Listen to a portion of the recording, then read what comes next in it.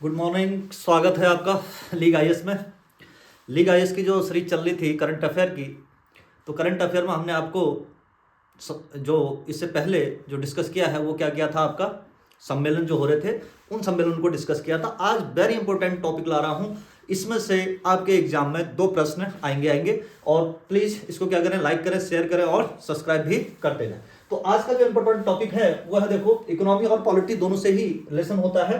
तो जो 16वें आयोग की जो 16वां वित्त आयोग बना है कमीशन, उसकी क्या रिपोर्ट रही है, ये एग्जाम में आने की प्रबल संभावना है इस बार। तो इसमें देख लेते हैं कि भाई 16वां वित्त आयोग, तो 16वां वित्त आयोग को जानने से पहले हमें जो है वित्त आयोग के बारे में जानना पड़ेगा। तो थोड़ा सा मैं स्पष्ट कर देता हूं। वित्त आयोग, फाइनेंस कमीशन। अगर फाइनेंस कमीशन की बात करें तो कॉन्स्टिट्यूशन में ये 280 आर्टिकल में है। कितना है? आर्टिकल 280। तो यानी इसका मतलब हुआ ये क्या है, एक कॉन्स्टिट्यूशनल बॉडी है। ठीक है। इसका गठन जो किया जाता है वो किया जाता है प्रत्येक 5 वर्ष के लिए किया जाता है, प्रत्येक 5 वर्ष। अब यहां पर हमें 3 चीजें जाननी पड़ेंगी, तब आप 16वां वित्त आयोग को खुद ही जान जाएंगे। 14वां वित्त आयोग, 14वां वित्त आयोग, और दूसरा जानना है आपको 15वां वित्त आयोग, 15वां वित्त आयोग, और थर्ड जानना है आपका ये जो इंपॉर्टेंट है इस बार 16वां वित्त आयोग। क्लियर है? तो इन तीनों में से ही प्रश्न पूछे जाने की संभावना होती है। अब आप यहां पर ध्यान रखिएगा, वित्त आयोग का मुख्य कार्य क्या है। तो केंद्र के कुल कर राजस्व में से कितना हिस्सा राज्यों को वितरित करना है, इसके लिए क्या देना होता है, इसका रिकमेंडेशन देना होता है। यही इसका क्या है, मुख्य कार्य भी है, क्या, वित्त आयोग का। ठीक है। अब 14वें वित्त आयोग की बात करें तो इसके अध्यक्ष भी आपसे पूछ रहा है, पीछे चला जा रहा है। तो इसके अध्यक्ष थे वाई.बी. रेड्डी। कौन थे इसके अध्यक्ष? वाई.बी. रेड्डी। और 15वें वित्त आयोग की बात करें तो इनसे अध्यक्ष थे एन.के. सिंह। कौन थे? एन.के. सिंह साहब थे। और 16वें के हैं अरविंद पनगड़िया। ये जो है इस बार के आपके 15वें वित्त आयोग के अध्यक्ष हैं। अब यहां ध्यान से रखिएगा, यहां से आपसे क्या पूछ देता है कि भाई इनका कार्यकाल कब से कब तक है। तो कार्यकाल को भी ध्यान रखिएगा। तो कार्यकाल इसका था 2015 से लेकर 2020 तक की रिकमेंडेशन जो थी वो 14वें वित्त आयोग की थी। इसके लिए 2 रिकमेंडेशन दी थी इनने। एक तो 2020-21 के लिए दिया था इनने, सिर्फ 1 वर्ष के लिए। उस वर्ष क्या था आपका, कोविड का दौर था, तो उसी वर्ष के लिए देना था। दूसरा इनने कंप्लीट दिया 2021 से लेकर 2026 तक की इनकी रिकमेंडेशन थी। अब 26 जो है एंड हो चुका है, तो अरविंद पनगड़िया वाला शुरू हो जाता है। तो अरविंद पनगड़िया का जो रिकमेंडेशन होंगी वो होंगी 2031 तक, यानी 2026 से लेकर 2031। इनमें से एक ना एक प्रश्न पूछा जाता है। अब यहां क्या कह रहे हैं, देखो, केंद्र के कुल राजस्व में से कितना हिस्सा राज्यों को वितरित करना है, इसका सुझाव देना था। तो इनने दिया था कितना, 42% का सुझाव। और इससे पहले 13वें वित्त आयोग में 32 का दिया था।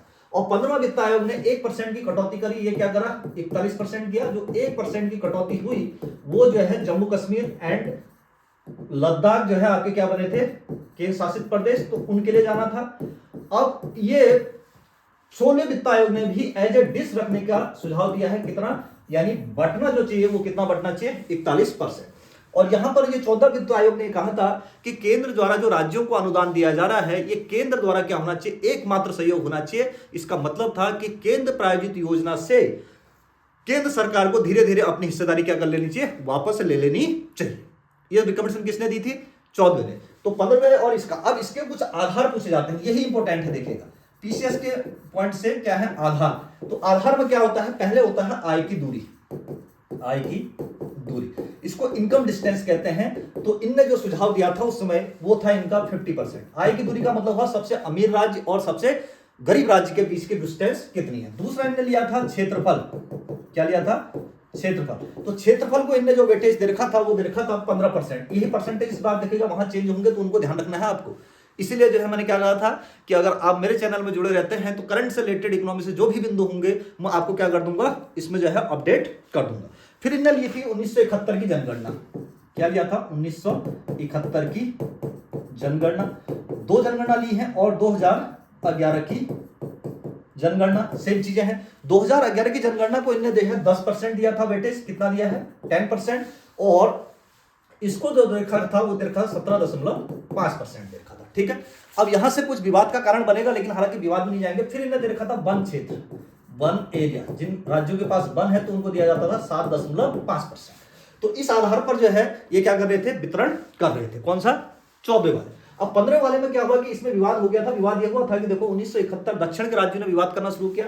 1971 की जनगणना को कितना लिखा है, 17.5। यहां से दक्षिण के राज्यों ने क्या किया था, जनसंख्या में सुधार किया था, जबकि वो कह रहे हैं कि हम तो एक तो जनसंख्या को भी सुधार कर रहे हैं और उसका जो है हमें प्रतिफल क्या मिल रहा है कि बजट में हमारे जो वित्त आयोग क्या हो रही है उसमें कटौती, क्योंकि उन्होंने यहां सुधार किया है। और नॉर्थ राज्यों की जनसंख्या ज्यादा थी तो उनका जो है वेटेज क्या हो जा रहा था, ज्यादा हो जा रहा था। तो इस वेटेज को सुलझाया था आपने इसी आधार पर, किसने, आपका 15वें वित्त आयोग ने, ठीक है। तो 15वें वित्त आयोग ने जो इनकम की डिस्टेंस ली, ध्यान रखेगा, ये इन्हें 45% ली है, कितना, यानी 5% की कटौती करी। और अब यहां पर एक चीज ध्यान रखेगा, क्षेत्रफल को इन्हें एज इट इज 15% ले रखा है। अब इन्हें क्या किया है, 1971 की जनगणना को इन्हें क्रॉस कर दिया था। अब जनगणना कौन सी आएगी, 2011 की। अब 2011 की जनगणना को इनने वेटेज तो दे रखा था उस समय, ये दिया है इनने 15% का। कितना दे रखा है, 15%। और फिर इनने एक चीज और जोड़ दी, यहां जनांकिकीय सुधार, यानी जो राज्य जनांकिकीय सुधार कर रहे हैं तो उनको भी क्या मिलना चाहिए, इसका प्रोत्साहन मिलना चाहिए था। तो जनांकिकीय सुधार के लिए इनने जो है दिया था, मैं एग्जैक्ट डाटा लिख देता हूं, 12.5, ठीक है। अब इनने क्या किया, फिर से देखो क्षेत्रफल हो गया।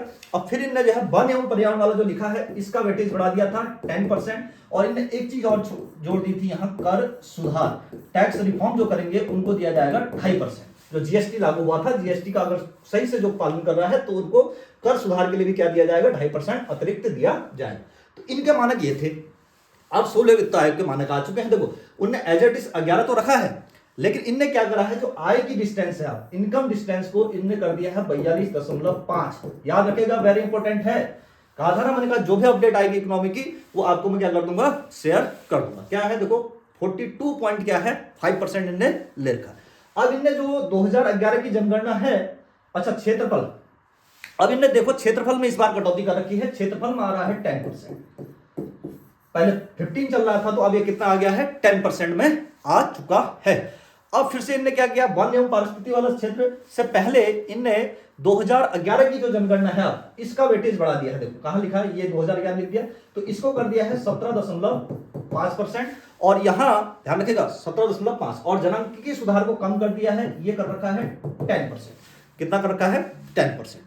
अब फिर इनने कुछ क्षेत्र इसमें जो है नए जोड़ दिए हैं, जिनमें ये कह रहे हैं राष्ट्रीय जीडीपी में जो योगदान दे रहे हैं बढ़ाने के लिए, तो उनको भी क्या दिया जाए, 10% क्या दिया जाए, अतिरिक्त वर्णन दिया जाए। यानी इन्हें कर सुधार वाले को हटा दिया है और वन वाले को एज इट इज कितना रखा है, 10% ही रखा। अब इनका अगर जोड़ते हैं तो ये भी कितना हो जाता है आपका, 100% हो जाता है। तो यानी इनने इस बार क्या जोड़ दिया है, देखो 2011 में जो है वेटेज बढ़ा दिया है, क्षेत्रफल का वेटेज कम कर दिया है, आय की दूरी का वेटेज भी कम कर दिया है, जनांकिकीय सुधार को यहाँ 12.5 था तो 10 कर दिया है। लेकिन यहाँ जो आगे ये चीजें शुरू हो रही थी कि भाई जो है जनांकिकीय ये जो वन क्षेत्र था इसको तो एज इट इज रखा है, लेकिन एक क्षेत्र इन्हें और इंक्लूड कर दिया है, कर सुधार को हटाते हुए यहाँ पर इंक्लूड हो गया है राष्ट्रीय जीडीपी में जो राज्य जो है बढ़ावा दे रहे हैं, योगदान दे रहे हैं, तो उसको कितना दिया जाएगा, 10% का भार दिया जाएगा।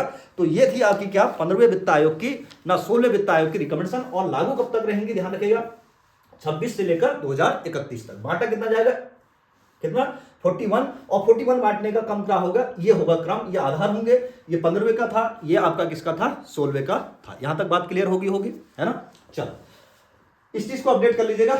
अब देखो ये जो है इस बार की हम जो है आपको बजट की थीम बता देते हैं। ये भी प्रश्न पूछा जाता है, बजट की थीम क्या थी। तो ये थीम आपके सामने दिखाई दे रही है। देखो संकल्प से, पहला क्या है, संकल्प से सिद्धि, ध्यान रखिएगा, संकल्प से सिद्धि तक। और दूसरा जो है नियत से नियति, क्या कर रहे हैं, नियत से नीति। और तीसरा क्या है, देखो आकांक्षा से उपलब्धि, क्या है, आकांक्षा से उपलब्धि। इस बार की बजट की क्या रहेगी, ये थीम थी, कौन सी, ये वाली, ठीक है, 2026-27 की थीम ये रही आपके सामने। ये भी इस बार का प्रश्न बन सकता है। और यहीं पर ध्यान रखिएगा, इसी बजट में जो सीपीआई का बेस ईयर है, वो सीपीआई का बेस ईयर आप कर दिया है 2023। 2024 कंज्यूमर प्राइस इंडेक्स वाला क्या है, बेस ईयर 2024।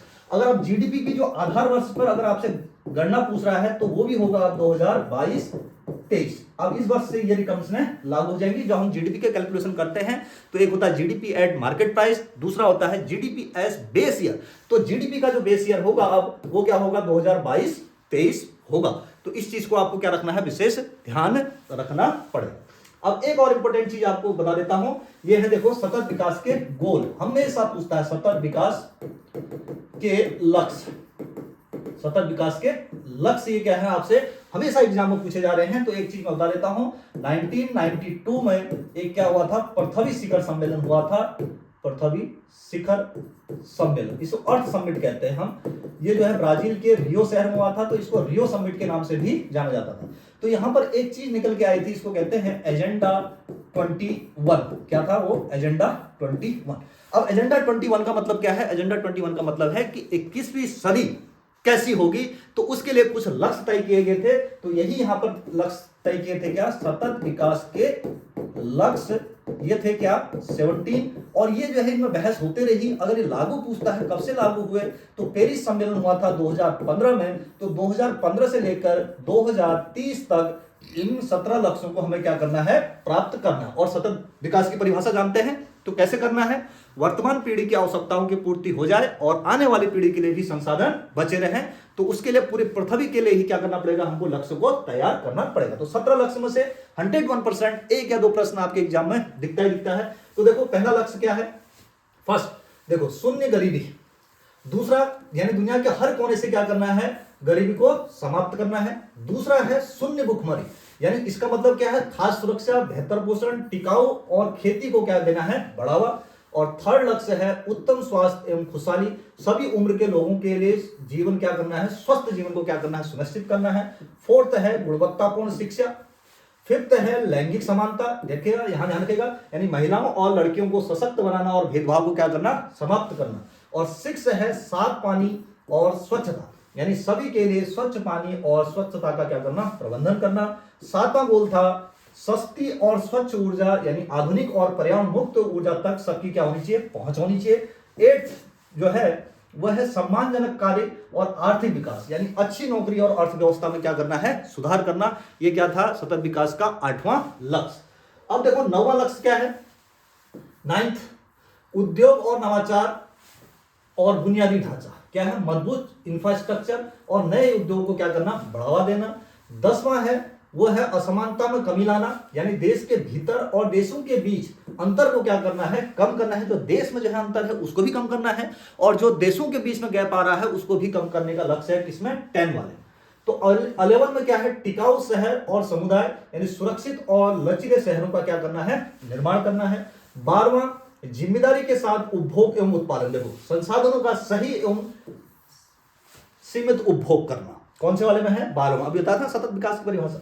नेक्स्ट थर्ड ना 13th गोल जो है वो है जलवायु कार्रवाई, जलवायु परिवर्तन और उसके प्रभाव से लड़ने के लिए क्या करना है, कदम उठाना। और 14वां है जलीय जीवों की क्या करना, सुरक्षा करना, यानी समुद्र और महासागरों का संरक्षण करना। और 15वां क्या है, जलीय जीवों की क्या करना, सुरक्षा करना, यानी जंगलों, जमीन और जैव विविधता को बचाए रखना। 16वां लक्ष्य शांति, न्याय और मजबूत संस्थाएं, न्यायपूर्ण और शांतिपूर्ण समाज की स्थापना करना। और जो 17 गोल है, 17 लास्ट वाला है, लक्ष्यों के लिए साझेदारी, यानी इन सभी लक्ष्यों को पाने के लिए क्या करना है, मिलकर कार्य करना। यह था आपका सतत विकास के 17 गोल के लक्ष्य। आई बात समझ में यहां तक। तो ये जो है 101% एग्जाम में आपके चाहे कोई सा भी एग्जाम देंगे तो इससे आपके 1 से 2 प्रश्न, 1 से नहीं 2 से ज्यादा प्रश्न ही यहां से क्या होते हैं, आपके पुट अप हो जाएंगे। अब याद आ रहा है, आप थोड़ा सा प्रोत्साहन दे रहे हैं मुझे, तो मुझे भी इसमें क्या हो रही है, खुशी हो रही है। देखो जितने भी मैं टॉपिक आपको पढ़ा रहा हूं सब जो है एग्जाम ओरिएंटेड टॉपिक हैं, इन्हीं टॉपिक को कवर कर लीजिए, 100% आपका एग्जाम निकल जाएगा। ऐसे ही सहयोग बनाइए, शेयर कीजिए, लाइक कीजिए, सब्सक्राइब करवाइए, तो मैं और आपसे उससे मैंने कहा था ना, उससे भी बेहतर चीजें आपको क्या कराऊंगा, प्रोवाइड कराऊंगा। आपको तनाव लेने की आवश्यकता पड़ेगी नहीं, तनाव मेरा, एग्जाम आपका निकलेगा।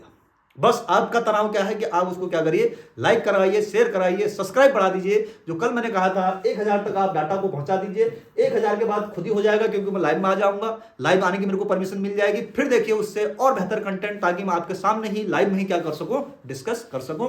Thank you. सब्सक्राइब करें, शेयर करें, लाइक करें। धन्यवाद।